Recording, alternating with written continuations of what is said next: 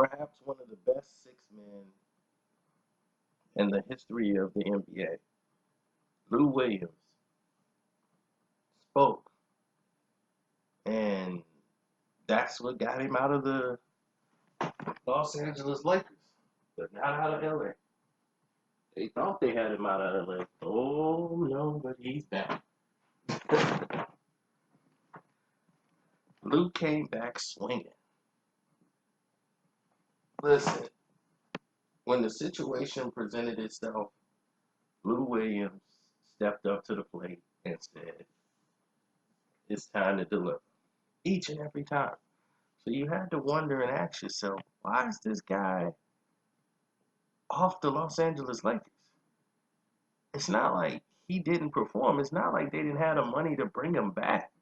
It was going to cost the Lakers nothing. Why would you give up one of your essential six men? It just made no sense. But the reason why, and he knew, is because the Lakers wanted to tank games.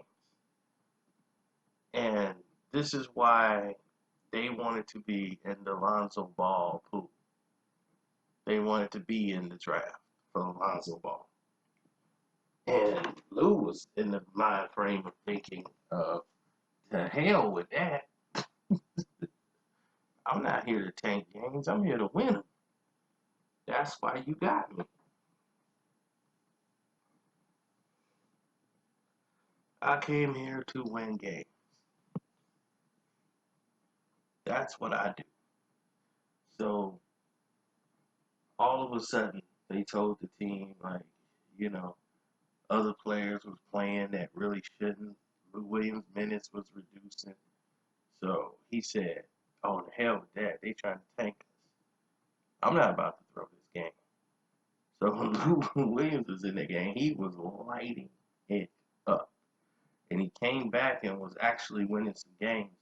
Then you saw his minutes just mysteriously drop. Now, no one actually came up to him and said, hey, Lou, what you doing? We're tanking games. But a player knows when they're trying to lose games. You're not playing players that you normally would play in this situation. Other players are mystified of what's happening. Lou's a veteran of the league, so he's been around the block. So he knew exactly what they were running. So for him, it was no big deal. But if he's out there, he's going to try to make it happen because he was not going to go with the format. And the Lakers organization would not speak to him. They were very stonewalled. And when they look at him, because he's not going with the play, he's not running the play. It's like, look, you don't care about that. You care about tanking games. Well, I'm going to go out shooting. And that's basically what he did. Just went all out shooting. So that was that. But I always respected Lou Williams because Lou's a ball. And that's what he do. He provides everywhere he goes. He performs. That's one thing that's been a constant about Lou Williams. And even on the Clippers, he'll come off the bench and would just go off for like 30 straight in limited minutes. And people are like, why is this man not starting? Makes no sense for this man not to be starting.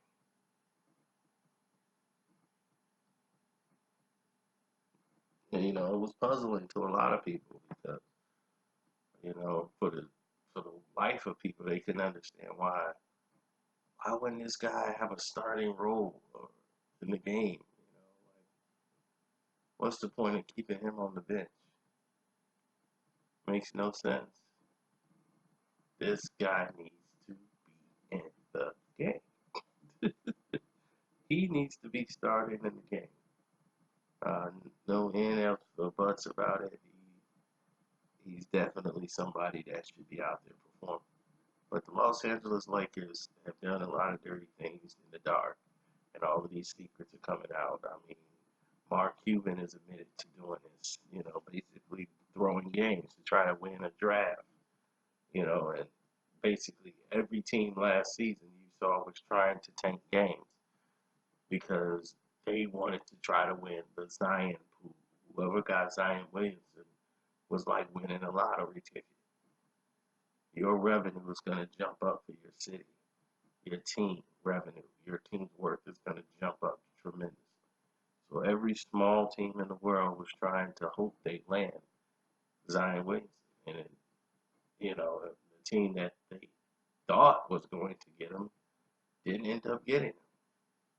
The team with the worst losses and the most losses, those teams thought they were going to get him and they didn't. And it was funny how the Knicks thought that they were going to get Zion Williamson when they weren't even favored to get Zion Williamson. The position that they were supposed to get, they went past that. They overachieved to get to the third pick in the draft. That was amazing. They weren't even supposed to get that. They were supposed to get fifth. So they should be happy they got the third pick in the draft.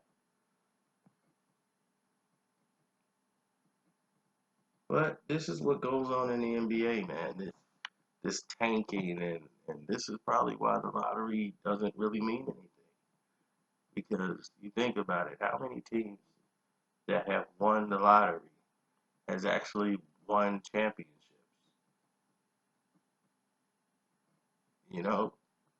Really, you think about it, the player they drafted and they go ahead and get a championship with the number one pick in the draft, it just don't normally happen. So for everybody to think that the end all be all is the number one pick in the draft, you're wrong. Look at where Steph Curry was drafted. Look at where Draymond Green was drafted. Look at where Klay Thompson was drafted. You see? These weren't the people they were promoting. These were the players that were developed.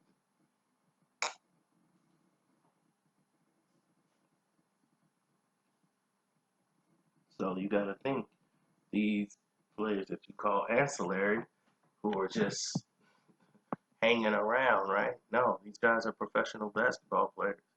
They know how to play the game. All these guys are very important. People learn from the Golden State Warriors and say, man, playing as a unit actually works. Instead of sitting back and standing there to hopefully, the guy will give us the ball and we can shoot and score. The LeBron James system. Nobody's running picks and none of everybody's just standing still like robots until this one guy who can't get by anybody anymore throws us the ball. We gotta pull up and shoot a jumper. That's the game now. It's pathetic. But that's the way they want people to, play it. So people now are forced to deal with the LeBron James style of playing basketball. And unfortunately, the league is suffering because of it.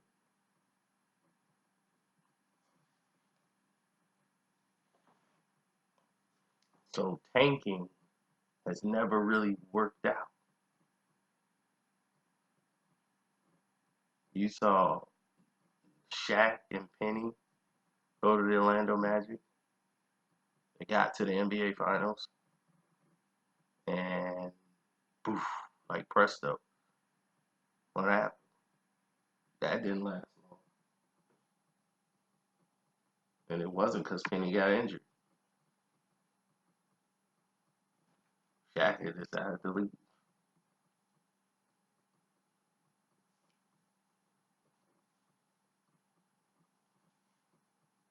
And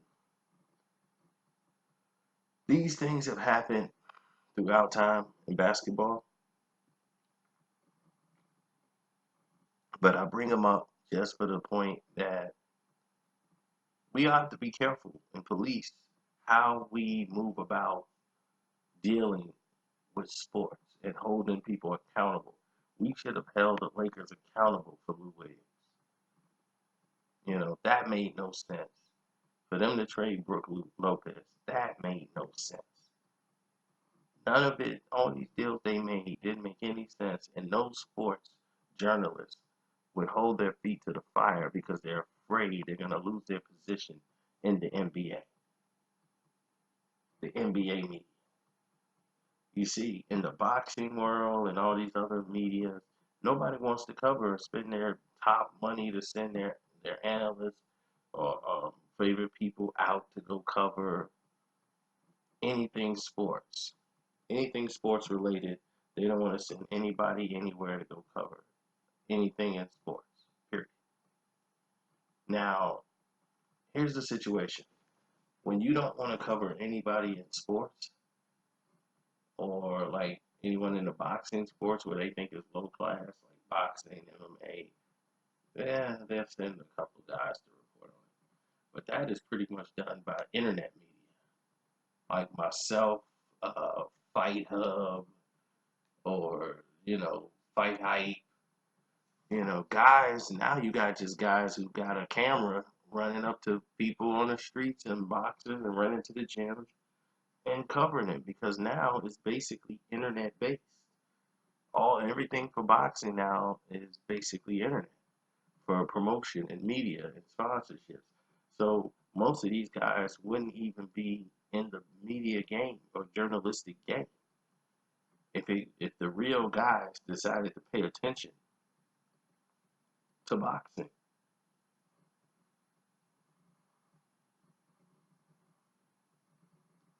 And that's the truth. So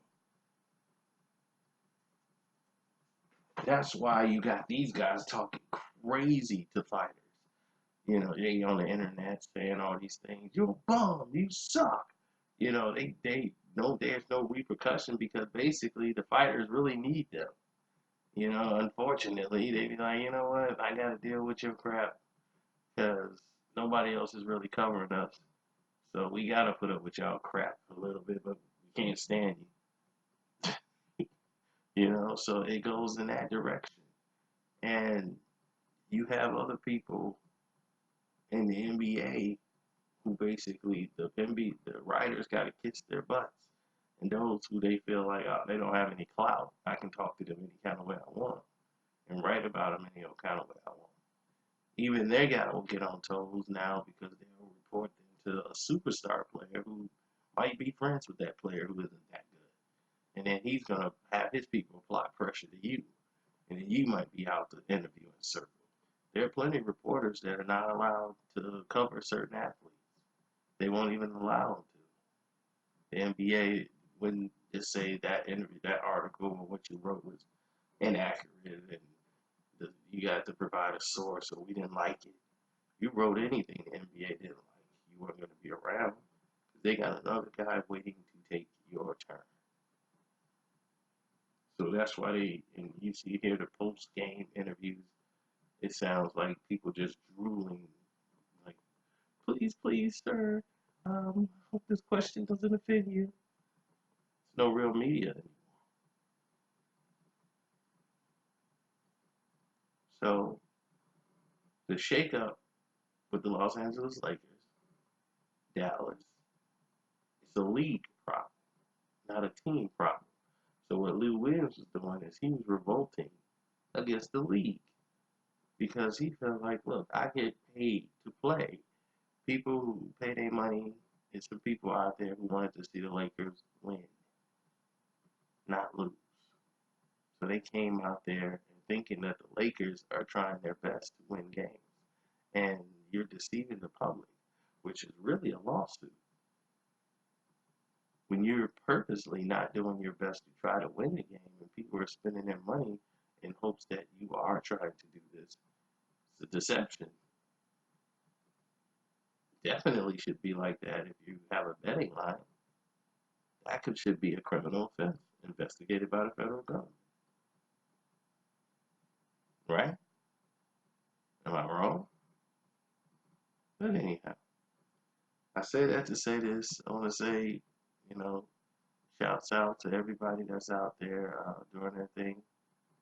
I appreciate all you guys' hard work out there. You guys have really been grinding, and it's been tremendous watching you guys every day step up and support my page. It really means a lot to me. So don't forget, you guys can click on the Streamlab, hit the Streamlab up, hit the donate button, and definitely you guys could hit me up on the Cash App. I'm Carcino on the Cash App. I think by now everybody knows I'm Carcino on the Cash App, but I think it must be said. So there it is. And shouts out again to Lou Williams from the Clippers. And for the Lakers, oh, don't think that they're dead. The Clippers, they coming for you. They coming.